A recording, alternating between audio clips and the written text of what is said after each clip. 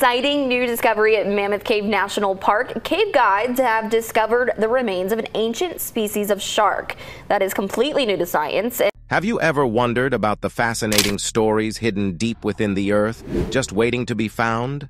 In Spain's Atapuerca Mountains, scientists have uncovered some of the oldest human bones ever discovered, dating back a whopping 800,000 years. These incredible findings give us new insights into our history. Meanwhile, in the cold and mysterious Denisova Cave in Siberia, scientists have made special DNA discoveries that are changing the way we think about human evolution. Come join us as we explore what scientists found in a cave that has stood the test of millions of years. Chapter 1. 36,000-year-old paintings. Chauvet Cave. The ancient paintings inside the Chauvet Cave in France, believed to be about 36,000 years old, were once thought to be just random, abstract designs. But now, scientists have made an exciting discovery. These paintings might actually be showing a volcanic eruption. This idea came up after experts studied the area around the cave, located in the Bas-Vivarais region of France. They found evidence that a volcano erupted there around the same time these paintings were made. The paintings are quite interesting. They have these splashes of red and white colors, and they're found right next to paintings of animals like lions and big furry mammoths. Previously, people were confused about what these splashes meant, but now it seems they were not just random. It looks like the people who made these paintings were trying to show what they saw in nature, like a big volcano erupting. This discovery is really important for a couple of reasons. First, it helps us understand what early humans thought about the world around them. They were not just making art for fun, they were also recording big events they witnessed, like a volcano bursting and spewing lava. Second, it turns out that these cave paintings might be the very first pictures of a natural disaster ever made by humans. Before this, the oldest known pictures of a natural disaster were from a place called Catalayuk in central Turkey, but those were made 28,000 years after the ones in Chauvet Cave. The volcano that erupted near the Chauvet Cave wasn't too far away, only about 22 miles. Experts say that the way the volcano erupted looked a bit like fireworks, which is similar to how it's shown in the cave paintings. This makes the theory even stronger. This new understanding of the Chauvet Cave paintings is quite groundbreaking. It changes how we think about the history of art and science. Before, people believed that early cave paintings were just simple or didn't mean much. But now, we see that these paintings could have deep meanings and stories behind them, telling us about the lives and experiences of people who lived tens of thousands of years ago. Leaving the old cave paintings behind, we step into a world where we learn about our early ancestors through their very old bones. Chapter 2. Exploring Ancient Secrets in Spain's Atapuerca Mountains. A piece of a jawbone found in the north of Spain may be the oldest evidence of ancient human relatives ever found in Europe. This important discovery happened in the Atapuerca Mountains, in a place filled with ancient human history. Scientists think this jawbone could be about 1.4 million years old, which is older than any other human-like fossils found in Europe before. The previous record holder was another jawbone, found in the same area in 2007, and it was around 1.2 million years old. The area where this jawbone was found, Atapuerca, is a very special place because it has many old remains and artifacts from early humans. To make sure how old this jawbone really is, scientists are going to use special dating methods. This process will take place at a research center in Burgos, a city not far from Atapuerca. They think it will take about 6 to 8 months to figure out the jawbone's exact age. Understanding more about this jawbone will help scientists learn which group of early humans it came from and how these ancient people evolved in Europe. There's a chance that this jawbone might be from an early human species known as Homo antecessor, which was first found in the 1990s. The organization that looks after the Atapuerca site believes that this jawbone probably comes from one of the very first groups of people who lived in Europe. In 2000, the Atapuerca site was added to UNESCO's list of important cultural and natural places around the world. This recognition helped the site get support and funding from the United Nations to protect and study it. There are thousands of ancient human remains and tools in Atapuerca. One of these is a piece of flint, a kind of stone used to make tools, which is also about 1.4 million years old. This discovery is not just about finding an old bone. It's about connecting with our deep past and understanding how early humans lived, traveled, and evolved. Every piece of bone or tool found in places like Atapuerca gives us a glimpse into a world that existed long before our time. These discoveries are like puzzle pieces that help put together the vast and complex story of human history. Moving on from where Europeans first settled, we explore underwater secrets in America, where we find hints of the first people who lived there. Chapter 3. The Hidden History Beneath Yucatans Waters. Deep under the water of the Yucatan Peninsula in Mexico, there's a hidden world full of secrets from the past. Here, divers and scientists have found amazing things that tell us more about how people lived in America a long time ago. One of the biggest discoveries is the Sac-Actun system, the world's longest underwater cave, stretching over 215 miles. This huge cave system was found near the city of Tulum, which is famous for its ancient Maya ruins. The Sac-Actun system is part of the Great Maya Aquifer, a big network of underwater caves that gives us a special look into ancient times. In these underwater caves, explorers have found places where people from thousands of years ago used to mine ochre, a natural earth pigment. These ancient mining sites are very well preserved. They include places where the ochre was dug up, tools that were used, and even evidence of old fires. This shows that long ago, people went into these dark and dangerous caves to get ochre, which was important to them. One of the most interesting places in these caves is called Hoyo Negro, or Black Hole. Here, researchers found the bones of a young girl named Naya, who lived more than 13,000 years ago. Naya's bones are some of the oldest human remains found in the Americas. The discovery of Naya helps us understand more about the people who first lived in America and where they might have come from. Along with Naya's bones, scientists also found fossils of extinct animals, like a type of giant bear and a wolf-like creature. These fossils are about 11,000 years old and help us learn about how animals moved around in ancient America. These underwater caves are not just important for history, but they are also amazing natural formations. Long ago, during the last ice age, these caves were dry. But when the ice age ended, sea levels rose and filled the caves with water. This water helped to keep a lot of important historical and prehistorical things safe and well preserved. The things that have been found in these caves are changing what we know about the first people who lived in the Americas and how they lived their lives. From the big Sac-Actun system to the ancient bones in Hoyo Negro, these underwater caves are fascinating and important for scientists. They keep giving us more pieces of the puzzle about human history that was hidden under the water for so long. Leaving the old lands of the Americas, we head to Siberia's icy heart. Here, secrets buried in the frost change what we know about our ancestors. Chapter 4. The Denisova Cave Enigma.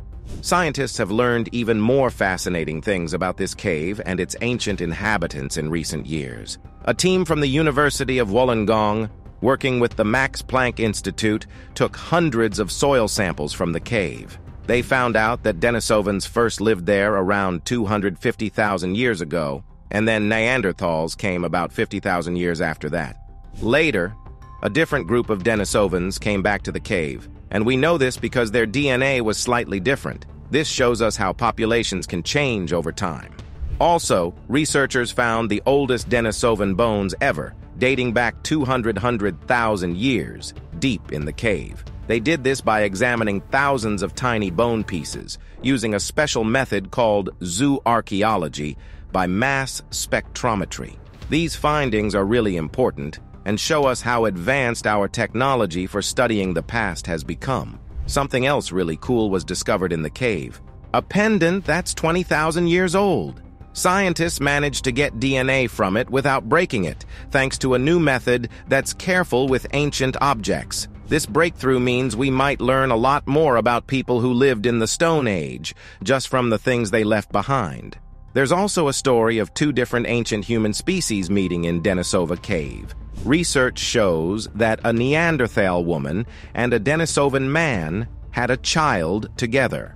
This tells us that these different groups of early humans interacted and mixed more than we thought. It's like a real-life story from the past, showing how our ancestors lived and connected with each other, like our next entry. Chapter 5. The Timeless Echoes of Lasco.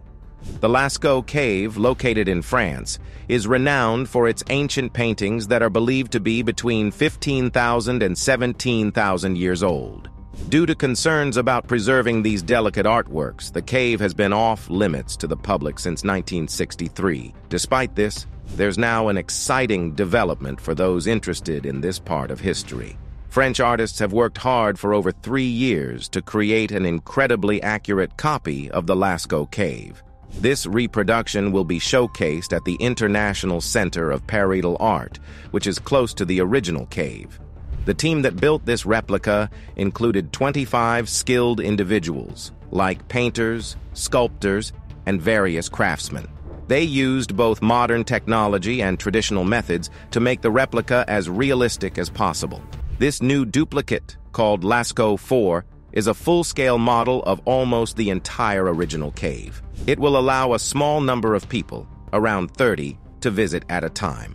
During busy times, there will be guided tours, but visitors can walk around on their own with a flashlight when it's not as crowded. This experience is designed to give people a sense of what it might have been like to live in the time of Paleolithic cave dwellers. The paintings in the Lasco Cave, which include famous images of hunting scenes and animals, have been extremely important for learning about human history ever since they were discovered by 4 teenagers in 1940. In addition to Lasco 4, there are other copies of the Lasco Cave, like Lasco 2 and Lasco 3. The latter even traveled around the world in 2012. For those who can't make the trip to see these replicas in person, a virtual tour of the Lasco Cave is also available online. This virtual tour is a great way for people worldwide to experience the beauty and significance of these ancient artworks from the comfort of their homes. Now let's delve much deeper into the heart of Slovenia. Chapter 6. Slovenia Underground Palace. The Chauvet Caves in Slovenia are an amazing natural wonder, created by the river Reka as it sank into the ground. These caves are famous for having Europe's biggest canyon, reaching a height of 146 meters. Formed over many years, the river Reka has made a long underground canyon that is 2.6 kilometers long and 146 meters tall at its highest point. Inside the caves, you'll find huge halls, natural bridges, windows, really big stalactites and stalagmites, more than 30 waterfalls, and fast-moving waters, all of which make the underground world look incredible. The largest hall inside the caves, called Martel Hall, is one of the biggest underground halls in the world. It's 308 meters long. If you want to see the caves, there's a path that's about 3 kilometers long. It takes less than 2 hours to walk it, but you'll need to be ready for a bit of a hike.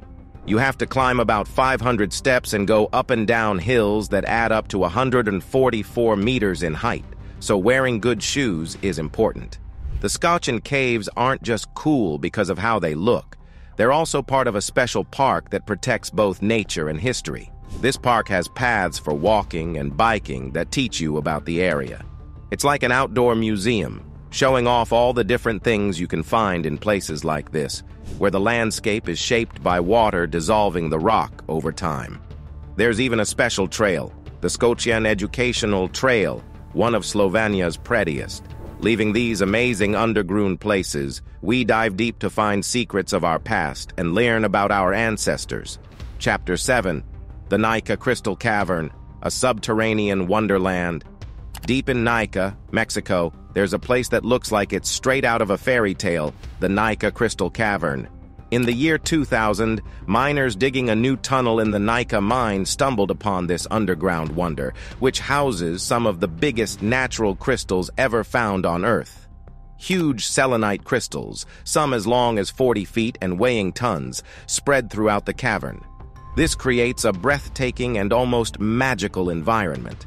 These gigantic crystals formed in very hot conditions, in water hotter than 122 degrees. Thanks to a special combination of geological factors, it took them hundreds of thousands of years to grow so big. A pool of molten rock, called a magma chamber, deep under the Earth's surface, added sulfide ions to the water. This helped the selenite crystals grow. Looking at this cavern, scientists who study rocks and crystals can learn a lot about how minerals form and about the Earth's geological past. Talking about the Nika Crystal Cave's importance in Mexico, it's a key part of the country's cultural and natural heritage.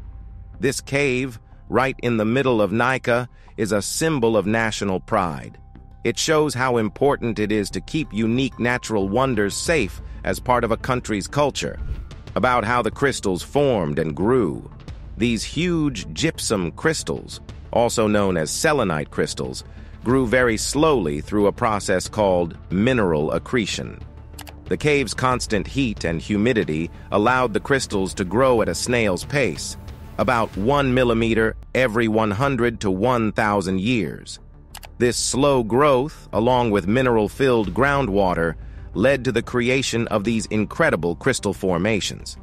The cave's giant crystals are more than just geological wonders. They give us a chance to think deeply about how humans are connected to natural wonders. They're not just amazing to look at. They also make us think about our desire to understand the world and why it's so important to protect nature's many wonders. For future research, this cave is very exciting, especially in the field of astrobiology. It helps scientists understand life in extreme conditions and what this might mean for finding life in other parts of the universe. Stepping back from the Crystal Cave's depths, we delve into history's pages, weaving together ancient myths and historical facts. Chapter 8. Secrets from the Past, Dead Sea Scrolls. In the mid-20th century, a remarkable discovery was made near the Dead Sea, in a region known as the West Bank. Here, researchers found a collection of old writings called the Dead Sea Scrolls. These scrolls, uncovered from 1947 to 1956, are made up of numerous fragments from around 900 different documents. They date back to a time between 300 years before Christ and 100 years after. These ancient texts are very important because they include the oldest copies of the Hebrew Bible ever found, along with other religious writings that didn't make it into the standard Bible and special documents from a specific religious group. These writings help us understand what people believed and how they lived during the time of Second Temple Judaism. One of the most significant texts found here is the complete book of Isaiah, which is very similar to the one we read in Bibles today. The Dead Sea Scrolls are extremely valuable for understanding the history and development of religious beliefs. They show how the Hebrew Bible was put together and provide insights into the early stages of Christianity and Rabbinic Judaism. The differences we see in these ancient texts compared to the Hebrew Bible we use today suggest that people back then had a variety of religious thoughts and ways of practicing their faith. The documents that belong to a specific religious group offer us a glimpse into the lives and beliefs of the Essenes, who were thought to live in a place called Qumran. In recent times, archaeologists have made new discoveries in this area. They found more fragments of ancient writings in a place called the Cave of Horror in the Judean desert. These new pieces are from the time of the Bar Kokhba revolt, around 132 to 136 AD. The people back then were hiding from the Romans, and they took these scrolls with them. Among these new finds is a part of the Book of the 12 Minor Prophets, written in Greek. This discovery helps us understand more about the hard times the Jewish people faced under Roman rule. Alongside these writings, the oldest basket in the world was also found nearby, showing us even more about the lives of people from different times, like this next cave. Chapter 9. The Underwater Gallery of Chauvet Cave. This cave is home to ancient artwork that dates back to a time called the Epigravetian period, which was between 22,000 and 10,000 years ago. This period followed another known as the Gravetian. This cave's art is extensive, covering a large area from the Rhone River to the Dnieper and Danube River basins. During this time, the people living in these regions shared similar lifestyles and art styles, which is evident in the cave's paintings and engravings. What's particularly interesting about the Chauvet Cave is how climate change has affected it over the centuries. Initially, the cave was easily accessible as the sea was far away. However, as the Earth's climate changed and sea levels rose, the cave gradually became partially submerged in water. This change happened around 9,000 years ago, and since then, the cave has become inaccessible on foot. Being underwater has actually helped preserve the cave, as it has been protected from human disturbance. This makes the cave a treasure trove for archaeological study. However, there's a sad aspect to this too. The sea is slowly taking over the cave and might eventually disappear entirely, which is a significant loss for historical and archaeological communities. The story of how the Chauvet Cave was discovered is quite fascinating. Henri Cosquer, a diver, stumbled upon this hidden gem in 1985 near Cape Morgiou. For about 20,000 years, the cave had been untouched by humans. Today, to enter the cave, one has to dive through a submerged tunnel, which adds to the mystique and allure of the place. The artwork within was authenticated in 1991, proving that it was indeed a significant historical find. Following its authentication, the cave was officially recognized as a historical site in 1992.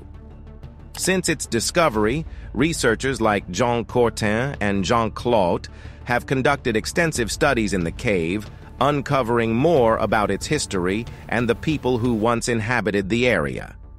To make the wonders of the Chauvet Cave accessible to the public, a replica of the cave, named Chauvet Méditerranée, was opened in June 20th, 22. This replica is a way for people to experience the beauty and mystery of the cave without causing any damage to the original site.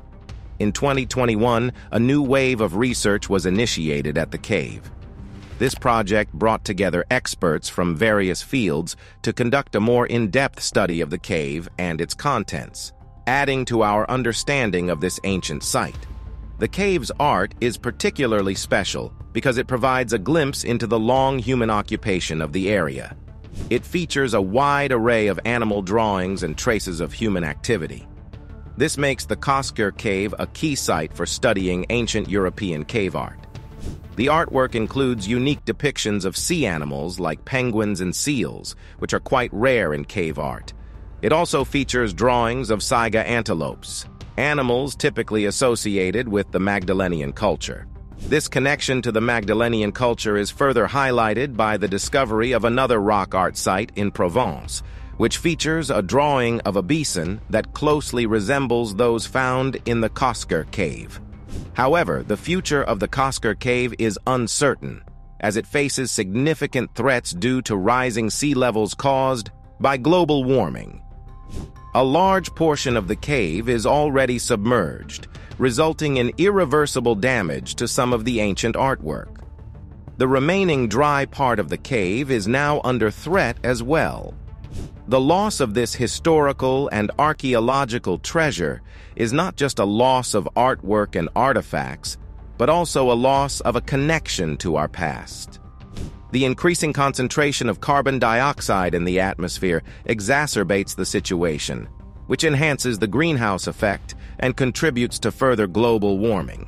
Now we dive into Central Floor's strangest mystery. Chapter 10. The Mysterious Inhabitants of Liang Bua. In the heart of Indonesia's west-central Flores, you'll find a fascinating place called Liang Bua. It's a big cave made of limestone, and it's been the center of attention for many scientists. This cave was first looked into in 1965 by a man named Father Verhoeven, and then more thoroughly in the late 1970s until 1989 by Professor Radin Soejono. These early explorations of the cave were really important for archaeology. The scientists dug into the top layers of the cave and found things like tools and bones that showed people had lived there for the last 10,000 years. But the most exciting part of Liang Bua's story started with a very important dig in 2003, carried out by a team from Indonesia and Australia. An Indonesian archaeologist, Wahyu Saptomo, led this amazing time capsule into the past. On September 6, 2003, something incredible happened. A worker named Benjamin Taras was digging in a part of the cave called Sector 7 when he found the top of a skull. As the team dug even deeper, about 6 meters down, they found out that these bones weren't from a small child, as they first thought, but from a grown-up of a species we never knew about before. This person, now called LB1, or Liang Bua 1, was the first of a new kind of early human known as Homo floresiensis. People started calling them the Hobbit because they were really small. Finding Homo floresiensis was a huge deal for people who study how humans evolved. This species lived between 50,000 to 100,000 years ago and made us rethink a lot of what we thought we knew about how humans developed and moved around the world. These ancient people were really interesting because, even though their brains were about the size of a chimpanzee's, they could make tools and hunt, showing us that you don't need a big brain to do smart things. What's also fascinating is that these small early humans might have lived at the same time as our own ancestors, Homo sapiens. This makes us wonder if they met, if they competed for resources, or if Homo sapiens had anything to do with the disappearance of Homo floresiensis. There's still a lot to learn, and more research is planned. For example, Sutikna and his team are going back to Liang Bua to study layers of the cave that are 46,000 to 50,000 years old. They hope to find out more about the last days of the hobbits and how they might have interacted with our own ancestors. We leave the tales of small people and go through the desert to a high land. There, old drawings on rocks show us how this dry area once had lots of greenery. Chapter 11. The Ancient Art of the Sahara. In the southeast part of Algeria's vast Sahara Desert, there's a place called Tassili Najer. This area is really important for history and nature. It's known worldwide because it has many old rock paintings, some of which are more than 12,000 years old. These paintings are like a window into the past. They show us what life was like in the Sahara when it was a green and lively place full of different animals, not just the sandy desert we see today. The artwork includes pictures of people hunting, dancing, and doing everyday things. They also show animals like crocodiles and antelopes that used to live in this green Sahara. Tassili Najer isn't just famous for its art. The land itself is really interesting. It has big rock formations that look like something from another planet, and these rocks come in all sorts of colors. The area is also home to some unique plants and animals. For example, there are some really old trees called Saharan cypresses, and animals like the Barbary sheep, which are the only big animals still around that were once drawn in the rock paintings. Long ago, people who moved around with their animals, called pastoralists, lived here. They found the area perfect for their way of life, especially during the dry season. They used the highlands and the lowlands differently, depending on the time of year.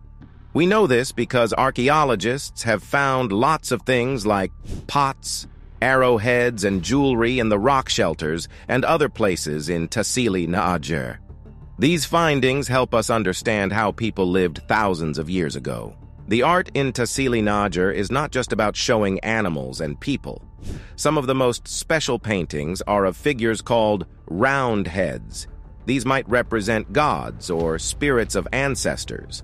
This tells us that the people who made these paintings had a rich spiritual life and took part in important rituals. By studying the rock art and other things found in Tassili Najer, along with other places in the Sahara, Scientists are learning a lot about how people lived, how the climate changed, and how these changes affected people's lives. For example, the art shows that after a period of a lot of rain, when the Sahara was green, people started to organize themselves into groups that moved around with their animals. The paintings at Tassili Najar are very important for understanding how people lived in the Sahara long ago. They show us a different Sahara, full of life and rich in culture, which is very different from the dry desert we know today. Is there a missing link in human evolution? Or are we just missing fossils? What's your take? Subscribe for more.